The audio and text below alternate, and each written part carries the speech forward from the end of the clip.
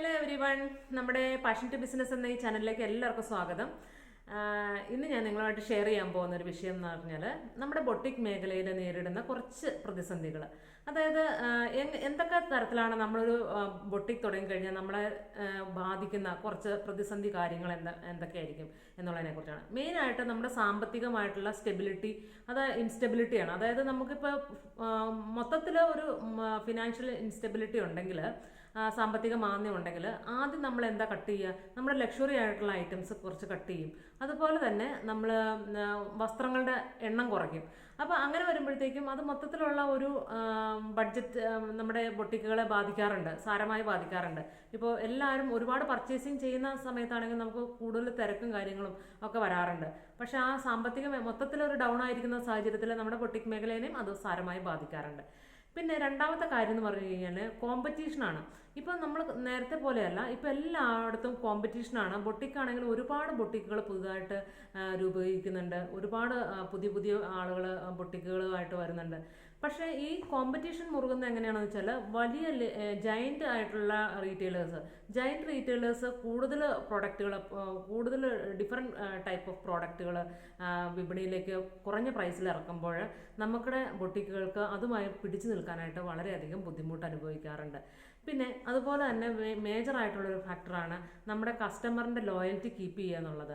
അതായത് ഇപ്പോൾ ഉള്ള കസ്റ്റമേഴ്സ് എന്ന് പറയുന്നത് എല്ലാവർക്കും നല്ല ഫാഷനിലെ ട്രെൻഡിനെ കുറിച്ച് നല്ല രീതിയിൽ അവയർനെസ് ഉള്ളത്, അവരുടെ മെറ്റീരിയൽസിൻ്റെ ക്വാളിറ്റിനെ കുറിച്ചൊക്കെ നല്ല അവെയറുള്ള കസ്റ്റമേഴ്സാണുള്ളത്.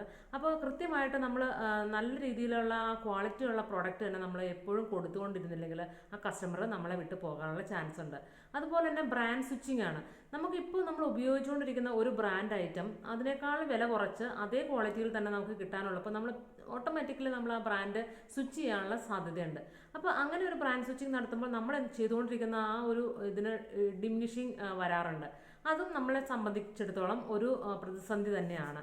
പിന്നെ വരുന്നത് സപ്ലയേഴ്സാണ്. നല്ല രീതിയിലുള്ള നല്ല ക്വാളിറ്റി പ്രൊഡക്റ്റ് നമുക്ക് സപ്ലൈ ചെയ്യുന്ന സപ്ലയേഴ്സിനെ കിട്ടാതെ വരുമ്പോഴാണ് നമുക്ക് കൂടുതലും ഈ മേഖലയിൽ പ്രതിസന്ധി അനുഭവപ്പെടാറുള്ളത്. നമ്മൾ ശ്രദ്ധിച്ചിട്ടുണ്ടാവും, ചില സമയത്തൊക്കെ നല്ല ക്വാളിറ്റിയുള്ള പ്രോഡക്റ്റുകളായിരിക്കും നമുക്ക് കിട്ടുന്നത്. എത്ര വാഷ് ചെയ്താലും അത്ര നിറം മങ്ങി പോവുകയോ അല്ലെങ്കിൽ അതിൻ്റെ ഒരു ക്വാളിറ്റി നഷ്ടപ്പെടുകയോ ചെയ്യാത്ത രീതിയിലുള്ള നല്ല പ്രോഡക്റ്റുകൾ നമുക്ക് ചിലപ്പോൾ കിട്ടും. ചില സമയത്ത് നമ്മൾ വാങ്ങിച്ചു കഴിയുമ്പോൾ ആ പെട്ടെന്ന് ഫെയ്ഡായി പോകുന്ന മെറ്റീരിയൽസൊക്കെ ആയിരിക്കും.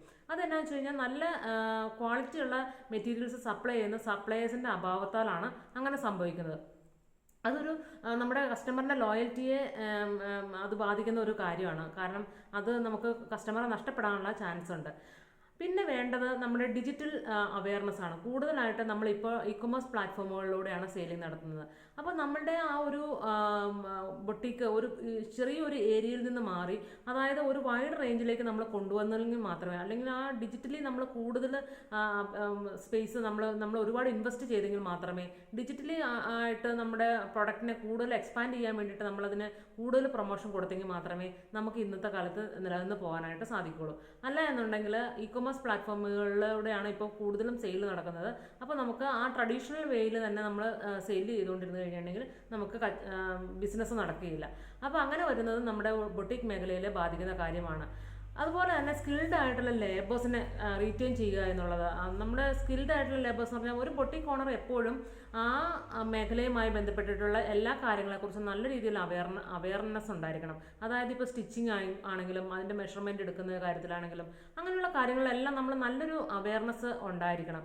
അതല്ല എന്നുണ്ടെങ്കിൽ നമുക്ക് ഒരു സ്റ്റാഫിനെ അപ്പോയിൻറ്റ് ചെയ്ത് നമുക്ക് ട്രെയിനിങ് കൊടുക്കണമെങ്കിലോ അല്ലെങ്കിൽ ആ സ്റ്റാഫിനെ നമ്മൾ ഹയർ ചെയ്ത് കഴിഞ്ഞാൽ അതിനെ നമ്മൾ നിലനിർത്തിക്കൊണ്ട് പോകണമെങ്കിലോ വളരെയധികം ബുദ്ധിമുട്ടാണ്. കാരണം ഇന്ന് നമ്മളിപ്പോൾ ഒരു സ്റ്റാഫിനെ അപ്പോയിൻറ്റ് ചെയ്തു, കുറച്ച് നാൾ നിന്ന് കഴിയുമ്പോൾ അതിനേക്കാൾ സാലറി കൂടുതൽ വേറെ കൊടുക്കാമെന്ന് പറയുമ്പോൾ അവരങ്ങോട്ടേക്ക് ചാടിപ്പോകും.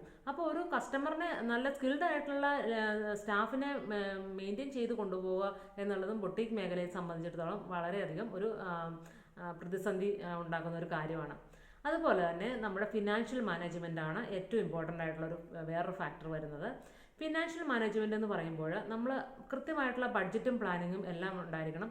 അതുപോലെ തന്നെ ഈ നമ്മൾ കിട്ടുന്ന ലാഭം ഒരു ഒക്കേഷണലി ആയിരിക്കും, നമുക്ക് സീസണൽ ആയിരിക്കും നമ്മുടെ ബിസിനസ് എല്ലാം കൂടുതൽ പോകുന്നത്.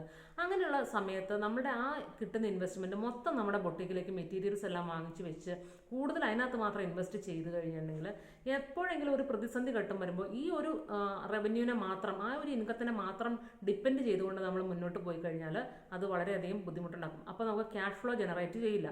അപ്പോൾ അങ്ങനെ ക്യാഷ് ഫ്ലോ ജനറേറ്റ് ചെയ്യണമെങ്കിൽ നമ്മൾ മറ്റു തരത്തിലേക്കുള്ള ഇൻവെസ്റ്റ്മെൻറ്റ്, മറ്റ് മെയിൻ സ്ട്രീം ആയിട്ടും പല ഇൻകം സ്ട്രീംസ് ഡെവലപ്പ് ചെയ്യാൻ വേണ്ടിയിട്ടുള്ള മറ്റ് ഇൻവെസ്റ്റ്മെൻറ്റുകളിലേക്കെല്ലാം നമ്മൾ ഫോക്കസ് ചെയ്തുകൊണ്ട് കുറച്ച് അങ്ങനെ ഇൻവെസ്റ്റ് ചെയ്ത് കഴിഞ്ഞാൽ നമ്മുടെ ക്യാഷ് ഫ്ലോയ്ക്ക് ഒരിക്കലും ഡാമേജ് സംഭവിക്കില്ല.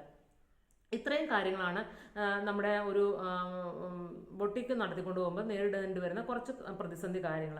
ഇതിനെല്ലാം മറികടക്കാനായിട്ട് നമ്മുടെ ഈ ഒരു ബൊട്ടീക്കിൻ്റെ ഒരു മാർക്കറ്റ് എന്ന് പറയുന്ന ആ സൈസ് നമ്മൾ ഇൻക്രീസ് ചെയ്യാനായിട്ട് ഡിജിറ്റൽ സ്പേസിലോട്ട് നമ്മൾ കൂടുതൽ ആക്റ്റീവ് ആവുകയും അതുപോലെ തന്നെ ആ ഡിജിറ്റൽ ഇ കൊമേഴ്സ് പ്ലാറ്റ്ഫോമുകളിൽ നമ്മൾ കൂടുതൽ സജീവമാവുകയും ചെയ്യുക എന്നുള്ളതാണ് അതിനൊരു മെത്തേഡ്. അതുപോലെ തന്നെ നമ്മുടെ ഫിനാൻഷ്യൽ കാര്യങ്ങൾ ഇതുപോലെ നല്ല രീതിയിൽ ആ സ്ട്രീംസ് ഓഫ് ഇൻകംസ് നമ്മൾ കൂടുതലായിട്ട് കൺവേർട്ട് ചെയ്ത് കൂടുതലായിട്ട് നമ്മൾ പലതരത്തിലുള്ള സോഴ്സ് ഓഫ് ഇൻകം വരത്തക്ക രീതിയിൽ അതിനെ മാറ്റി എടുക്കുക എന്നുള്ളതാണ് ഈ പ്രതിസന്ധി ഘട്ടത്തിനെ എല്ലാം മറികടക്കാനുള്ള ഒരു പ്രതിവിധി.